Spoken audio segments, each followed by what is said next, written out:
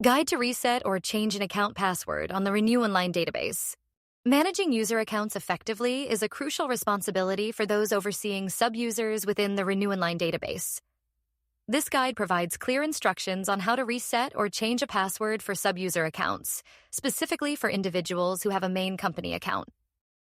To begin, log in using the credentials provided by a Renewonline representative for your main user account.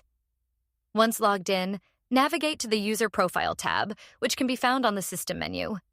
On this page, you will see a table displaying all sub-users linked to your company account.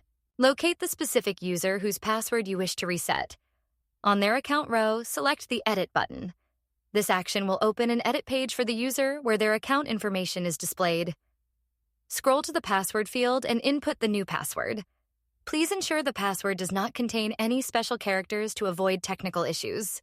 After entering the new password, confirm your changes by clicking Save.